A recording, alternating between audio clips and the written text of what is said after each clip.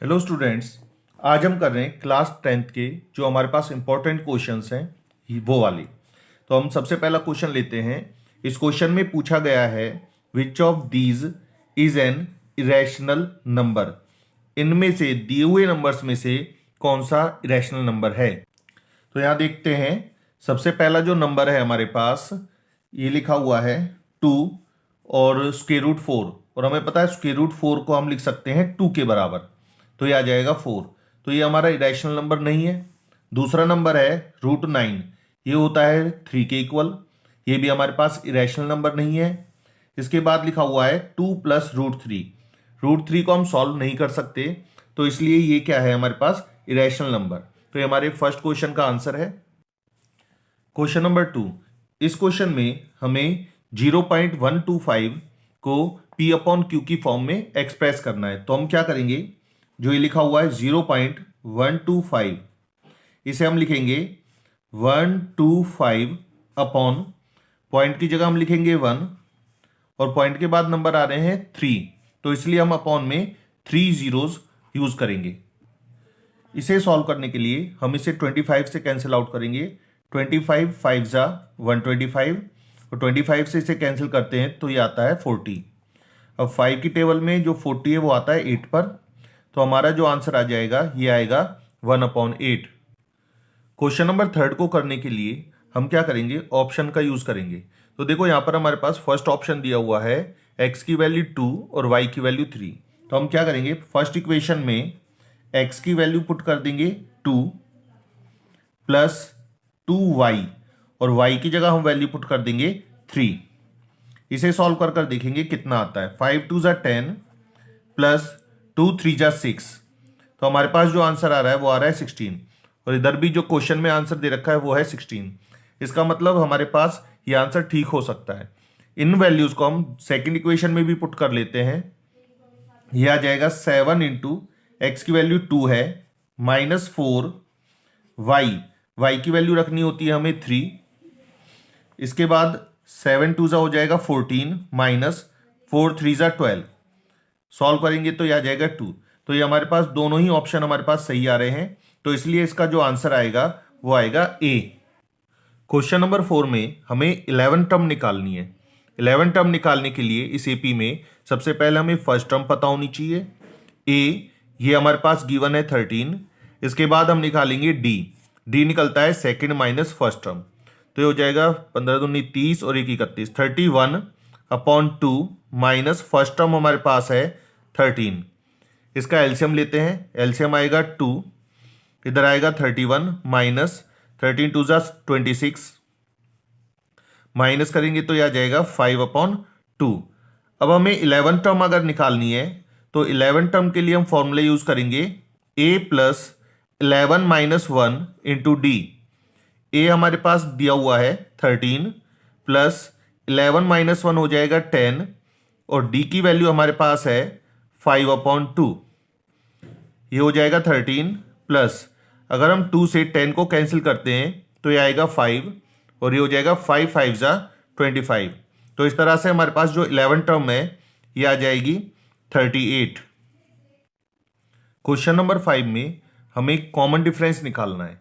तो common difference निकालना है तो डी निकालने का तरीका होता है a2 - a1, मतलब first term second term minus first term. Second term हमारे पास है -6 माइनस और फर्स्ट टर्म हमारे पास है -10। ये हो जाएगा -6 माइनस और माइनस प्लस 10, और अगर हम 10 - 6 करते हैं तो ये आ जाएगा हमारे पास 4। ये हमारे पास कॉमन डिफरेंस है। क्वेश्चन नंबर 6 में पूछा गया है कि all dash triangles are similar. तो हमें पता है जो इक्विलेटरल ट्राइंगल्स होते हैं वो सिमिलर होते हैं। किस प्रॉपर्टी से होंगे, हमें पता है इक्विलेटरल ट्राइंगल में जितने भी एंगल होते हैं वो सभी 60 डिग्री के होते हैं। तो एंगल जो इसकी प्रॉपर्टी है उससे ये जो सारे ट्राइंगल्स हैं इक्विलेटरल, ये क्या हो जाते हैं, सिमिलर हो जाते हैं। क्वेश्चन नंबर 7 में लिखा हुआ है how many parallel tangents are drawn on a circle at the most.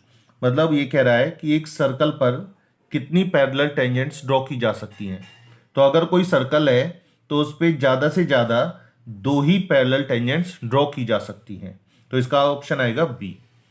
Question number 8, इस क्वेश्चन में लिखा हुआ है एक पॉइंट दिया हुआ है -512, इसको हम मान लेते हैं ए, और जो दूसरा पॉइंट है यह है ओरिजिन, इसको मान लेते हैं ओ।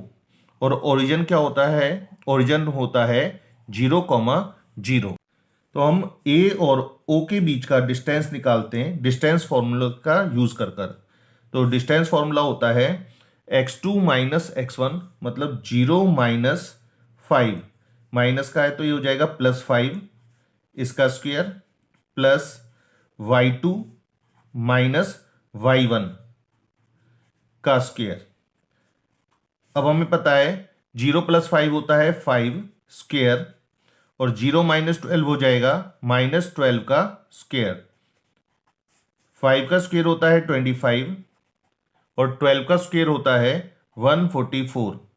अब हम इन दोनों को प्लस कर देते हैं, ये आ जाएगा 169, और 169 का स्क्वायर रूट आ जाएगा 13, और पीछे हम लिखेंगे यूनिट्स।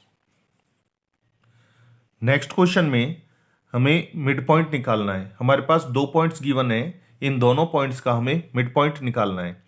तो मिड पॉइंट का हमें फॉर्मूला पता है x1 + x2/2।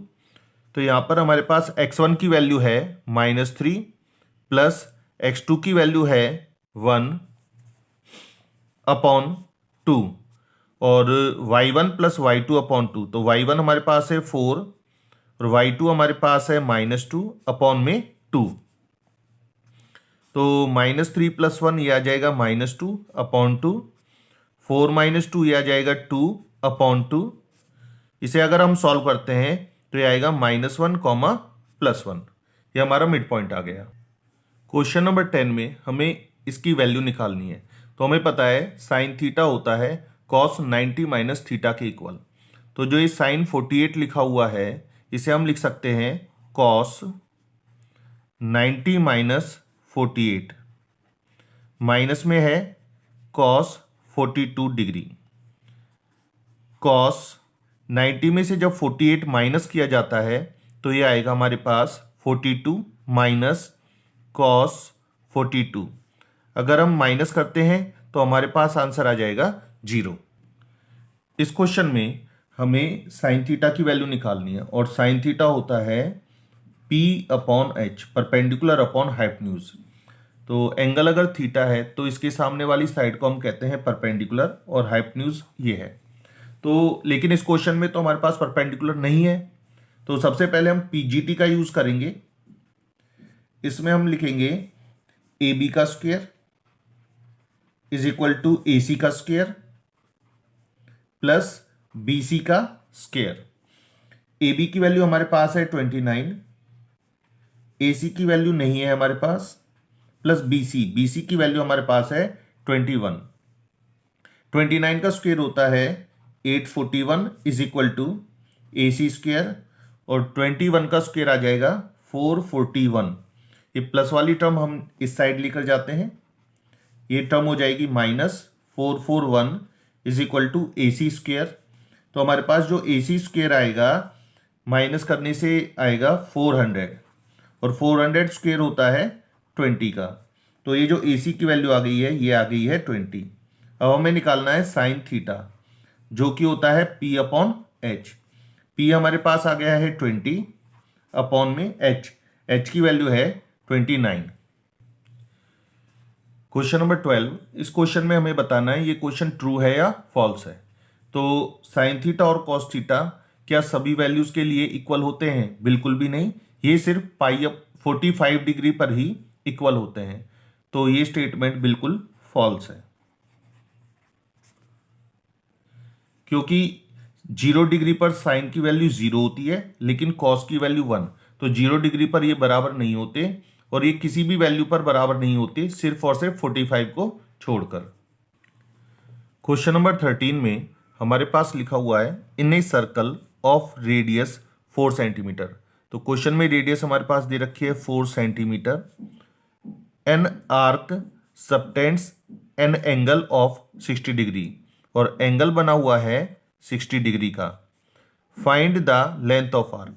तो हमें लेंथ ऑफ आर्क निकालनी है। तो लेंथ ऑफ आर्क के लिए हमारे पास फॉर्मूला है ये वाला।